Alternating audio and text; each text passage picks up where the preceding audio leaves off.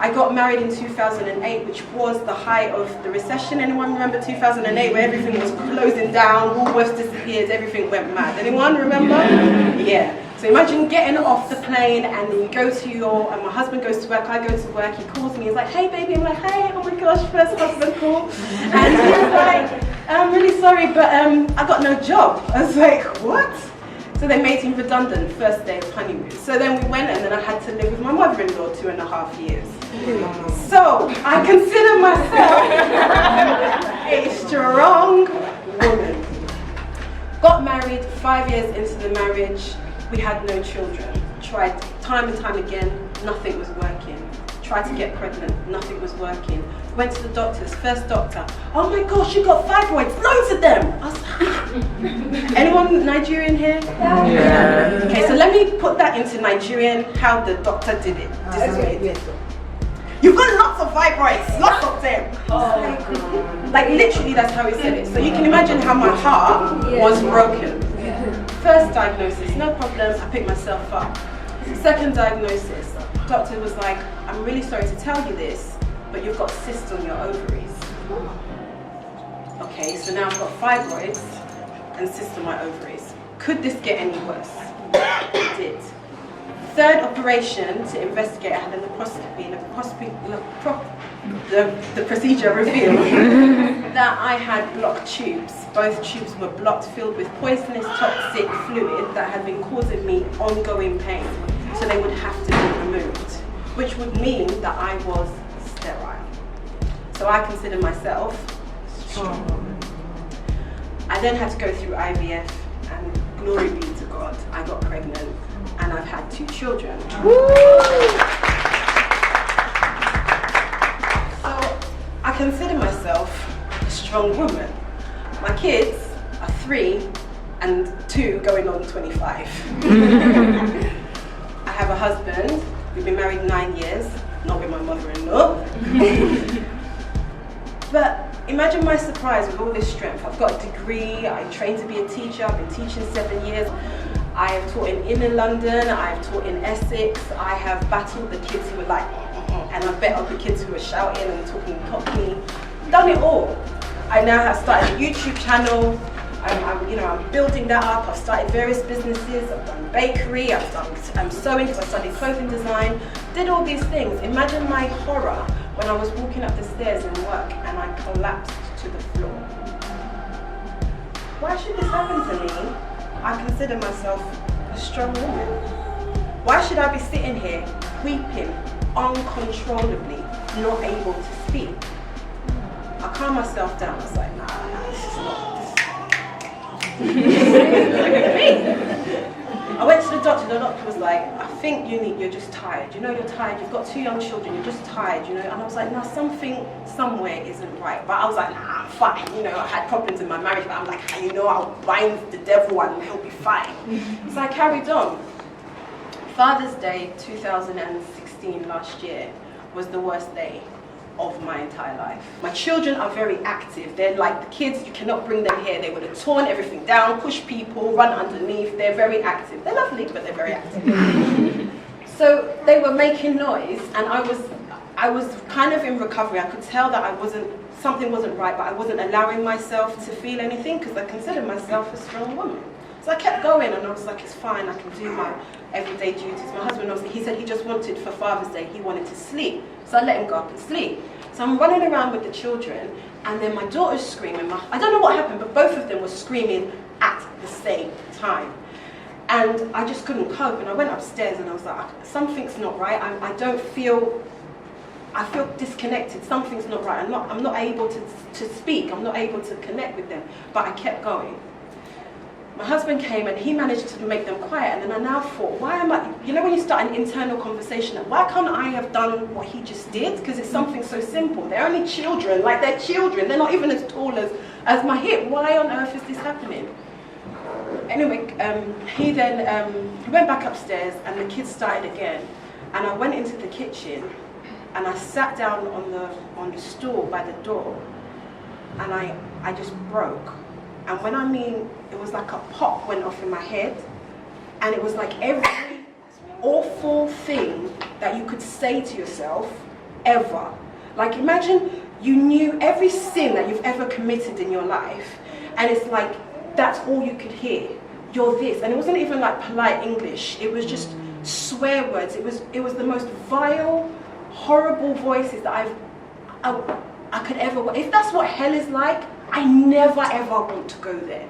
It was like, it was, as far as I was concerned, it was madness. And it was like heat was on my head. Like, you know, imagine it's been a sunny day today and you've sat underneath the sun and then it's just hot here. You know what I mean, that feeling? Well, if you're a weave-wearing girl, you know what I mean. It was that kind of heat, you know, but it was on my head and these voices were going on and I could not hear my children. I could see them, but I couldn't hear them. It was weird, and I was like, what is going on in my body? And all I could do was rock back and forth, and I was crying, and my husband came down and he was like, what's wrong? I said, all I could say, the sentence I could say over and over, I said, just let them put me to sleep. Put me to sleep. Sedate me, take me to hospital. Something's not wrong. Something's not right. Something's not right. Something's not right. And that's all I could say. I was just like, I just want to be sedated. And I was begging him, please, shoot me in the head. Please, just make it stop. Just make it stop. And he didn't know what was going on in my head. And the anxiety kept building, and I was just in this trance, and it just went on for the longest time. And my husband is a strong man. Like, no, if I think I'm strong, he's titanium. He doesn't bend, doesn't cry. I was really upset he didn't cry on my wedding day, but that's I'm gonna make him cry one day. He just looked at me, and he was, you can see fear, pure fear in someone's eyes. He picked up the phone and he called my mum because he didn't know who else to call. And my mum came and all she could do was hold me. Because I couldn't speak. And all I wanted was someone to shoot me. I just wanted it over. I didn't know, I just wanted it to stop. So after I don't know what that was, after that moment had happened and it passed and I calmed down, I was just like, I just need something. I need to feel something. I need to feel like I'm human. There are no young ears here, are there? No? So I was just like, I need to jump on my husband. Because I needed to feel like I was human, that I was still alive. I needed to feel in touch with the earth, because it's like an out-of-body experience, and I wasn't in my body, and I needed someone to bring me back to life. And that was the only thing, that was the only thing that I could think of that would bring me back to life. But he couldn't understand that. He was like, but you've just had this, you're not talking, you're not well. And the long and short of it was, I went to the doctor, and the doctor was like, no, I didn't go to the doctor. Funnily enough, because I'd collapsed at work, I started counselling. Now, if you're a Christian in here and you hear the word counselling, it's usually with your pastor, and I decided that I was going to get an external person to do this, because I realised that, and going for the first session, I realised that counselling with church was really opinion. It wasn't counselling. It didn't allow me to express freely what I thought without feeling judged. It didn't allow me to really connect and reflect on my thinking. It didn't give me the room to breathe. It didn't give me the room to really talk about these things, because I'd gone through having my tubes removed and learning that you're actually sterile now forever. You will only ever be able to get pregnant through IVF. I've been living and serving this church and being a Christian for 20 years. How can you tell me I just believe God for a miracle? So you imagine the complex you're feeling as a Christian. You believe in this great big God, but at the same time, this great big God has allowed this great big... I couldn't balance the two. And I wasn't allowed to balance the two.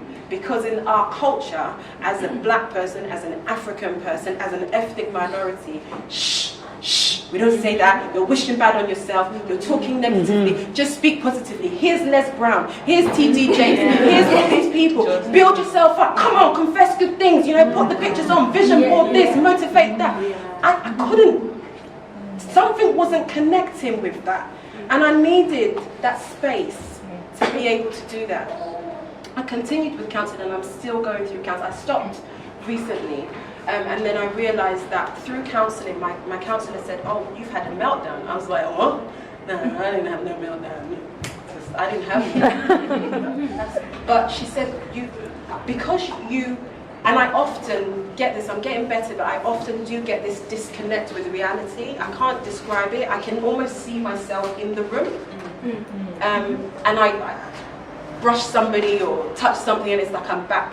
It's a very strange thing and I still don't really, I'm still exploring what that is all about.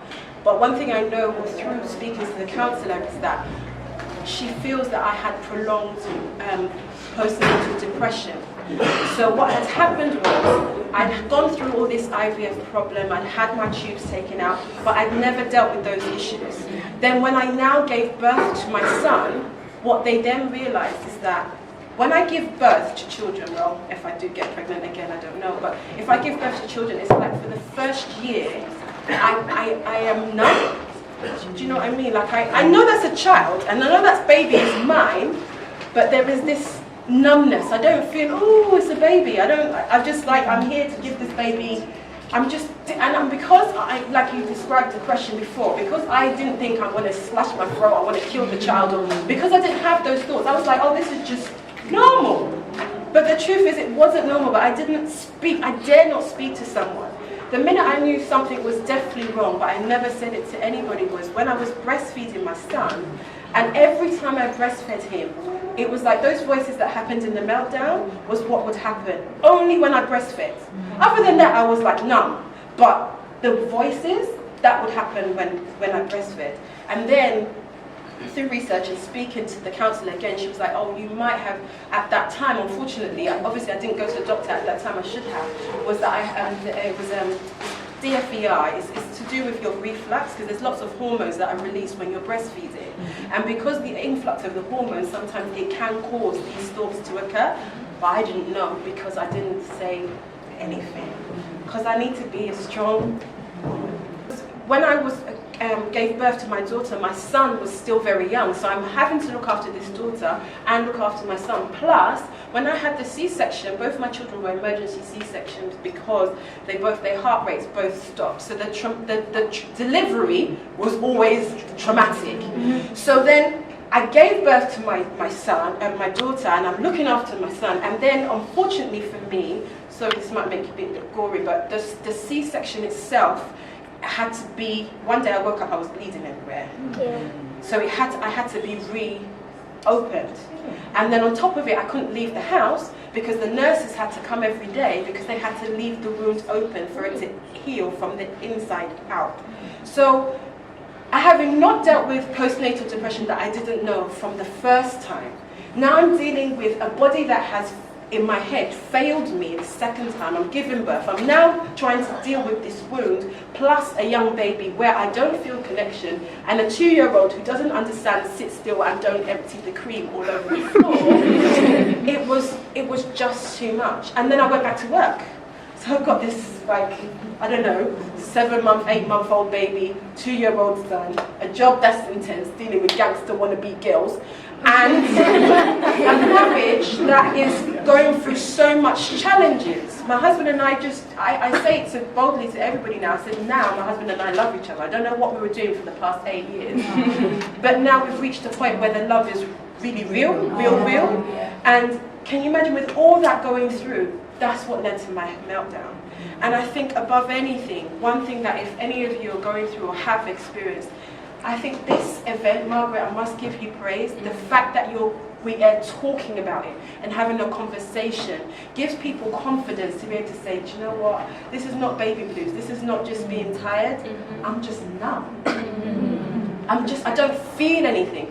And it's weird because I noticed it more with my daughter. Until they get to one and a bit, then I'm like, there's literally a day will happen when they do something and I can feel that gooey, oh my gosh, it's my child. But before then, nothing. When I mean nothing. I'd happily, I could go off on holiday, I wouldn't even care, I wouldn't even look back, I'm like, yeah, girl's gonna go get her own. I just don't care. And I felt bad, but because of stigma, because of the fear of, for me it was, how ungrateful can you be? You who was told would never conceive, you have now got children. And now you're complaining. Are you okay? That was what was the talk that was going through in my head. But I didn't know that people next to me could have been far more supportive. They might not have been thought about it. You know, from counselling now I realise that actually my biggest sin is mind reading, because I just automatically assume that you think that that's what, you know, I think that what you're thinking for you before you think it. Not helpful, because the truth is you might be thinking something completely different. And for me, being a strong woman, I was taught to be strong. What are you crying for? Like, people are dying out there. You know, people not got food and you're here crying over the fact that you haven't got Nike and I've bought you. Let's just not use a different word. There's no reason for you to cry. You have to be strong. You have to be strong. You have to be strong. So I wasn't allowed, and I realize now that the greatest strength I have actually is not running around being Miss Busybody looking like I'm strong. The greatest strength I have is allowing myself, giving myself the permission to be vulnerable. Is giving myself the permission, because I am making the decision to say, well, I need help, I can't do this no more. I'm not allowing just to absorb because I have to look strong, or I have to be this Christian. If I'm angry, girl, I'm angry. I'm not gonna sugarcoat things anymore. I'm not gonna be this strong, because you've got one brain, you've got one mind, you've got one body, you've got one opportunity to make a difference in this world, and make a difference in someone else's life. Why waste it on somebody else's problem? And I'm not gonna waste it pretending. And so, you know, today is like a massive outing for me, because I've never ever talked about depression or anxiety, which is I now know that that's what winds me up, and then the anxiety causes then a low mood, and then the low mood causes my depression. I understand the process now. So recently I've noticed that I get anxious, and once I start getting anxious, then I start feeling sad about the fact that I'm anxious, and then I notice the pattern now. And that's the difference. I think that's how you live with mental health, is you start to notice the trigger points, you start putting things in place. So I will switch off my phone, I will go out, I will put things in place. You know, so if you're here today, and all I can say is just encourage yourself conversation. You don't have to speak to everybody. You don't have to speak to your best friend. You can speak to somebody completely neutral. Yes, it might cost you money, but that money, or because I have to do mine privately, I had to get a counsellor privately. I wasn't going to wait for the NHS. Do it, because you've got one chance. You don't have to be strong, but you have to be strong. Do you know what I mean?